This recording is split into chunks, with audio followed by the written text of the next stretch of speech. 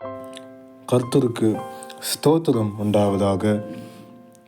நாம் இன்றைக்கும் கூட தியானிக்க போகிற வேத வசனம் மத்தேயு 5ஆம் அதிகாரம் 12ஆம் வசனம்.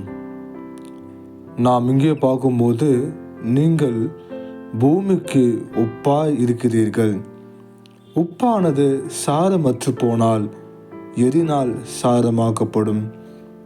வெளியே கொட்டப்படுவதற்கும் மனுஷரால் மிதிக்கப்படுவதற்குமே வெளியே வேறொன்றுக்கும் உதவாது அப்படின்ட்டு பார்க்குறோம்.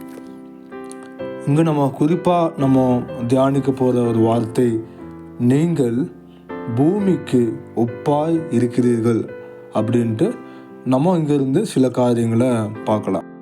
அதாவது, நாம் இந்த அழிந்து கொண்டிருக்கும் உலகத்துக்கு அல்லது கெட்டுப்போய் கொண்டிருக்கும் இந்த உலகத்துக்கு ஒரே ஒரு நம்பிக்கை எது அப்படின்னா சபை மட்டும்தான்.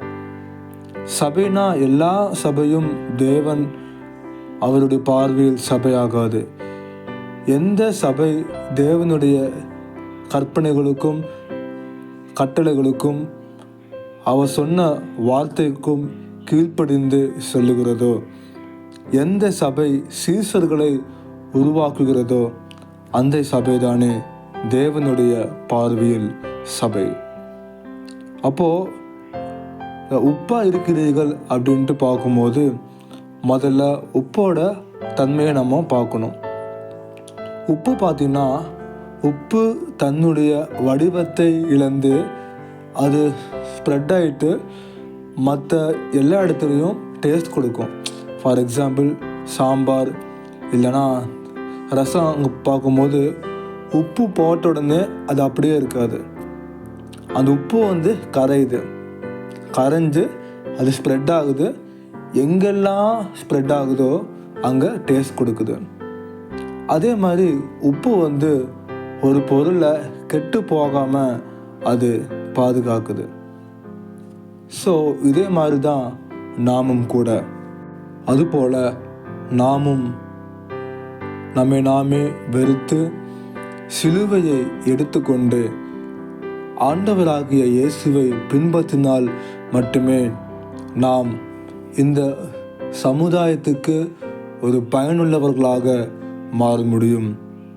அப்பொழுது நம்மிடம் உள்ள அந்த சுவை, நம்மிடம் உள்ள இரட்சிப்பு, நித்திய ஜீவன், சமாதானம், சந்தோஷம் இவையெல்லாம் மற்ற எல்லாருக்கும் ஒரு பயனுள்ளதாக மாறிவிடும்.